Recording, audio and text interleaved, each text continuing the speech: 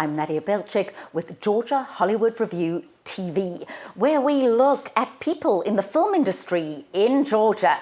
And we also look at interesting jobs that people have that you may not have heard about or know. And with me today is Mark Stiemke, and he is an executive producer and producer of Global Locations. So what exactly, Mark, and welcome, is producer Global Locations? Well, so I do executive producing with a group of people that I work with when we do our own films.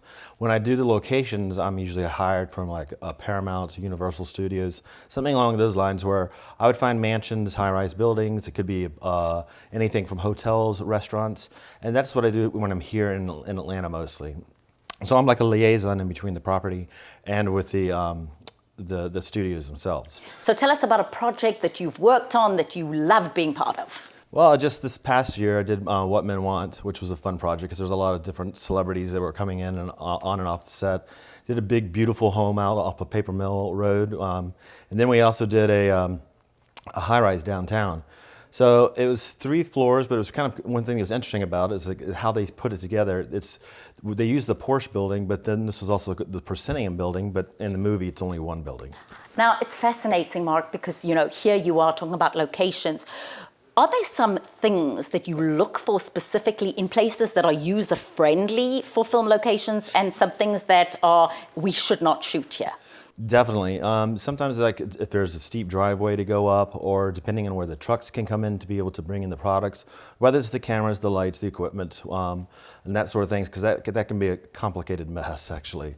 And also how busy the street is at the home could be, or where the location is for parking, where base camp can be put. There's a lot of complicated pieces of the puzzle. These are the behind the scenes things, because when people watch a movie, they don't necessarily think of all the things that go into the behind the scenes. They just watch the finished product.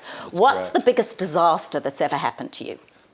Actually, not too bad. I mean, there's always some things that happen, but the studios are very good about taking care of it. So, and we always have strong contracts that are put together, so that way everybody's protected on both sides. The filmmakers can get the film done. The homes or whatever the property may be, feel comfortable that they're all protected and they can accomplish what they're trying to accomplish. But things like broken windows sometimes happen, or if they paint or they want to redo something, they just put it back. Sometimes it actually even works out to the benefit of the property, because they might want to have something that they can leave that it costs the studio to take out, and they'll say, well, can we keep this? And then it kind of works out for both. So it's kind of interesting sometimes. I know you are such a professional at this, and there's a saying that goes, if you think it's expensive to hire a professional, try hiring an amateur.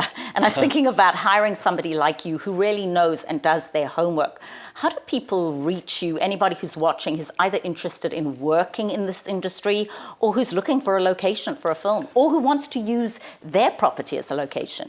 Well, I have a website, which is www.thebuckheadmansion.com, and it's a very simple site. You can go on and take a look at it if you want to talk to me about your property or another property.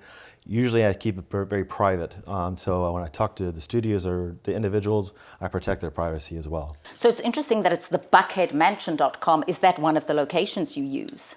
There's multiple locations that I use with that, so I use a lot of different mansions. Because the Buckhead Mansion is a location. The Buckhead Mansion is a location, it's a house. But there's also a bunch of other houses, so I just used that name initially about 11 years ago because there was multiple houses that I would market. So. And just getting back to here, we are talking about the Georgia film industry. Has it exploded? Tell us about where it's at right now. It has. Over the last 10 to 11 years, it's really exploded. It's actually, in the last few years, it's been rated #1 in the world for more movies being filmed here than anywhere else. And why? Because of multiple reasons. One, there's a 30% tax credit, which is very valuable for the studios. And then also, in addition to that, you have an international airport, you have a big city. They can make it look like it's anywhere for the most part. You have mountains, you have rural areas, you can go down to shoot at the beach if you need to. And because of that uniqueness, that's one of the things that, like most of the films that I've ever shot or been a part of here are, only one of them, which is What Men Want, was actually said that it was being shot in Atlanta. Everything else is somewhere else. Like sometimes we'll even use a house and we'll do 3 different locations in one location, but you would never know that.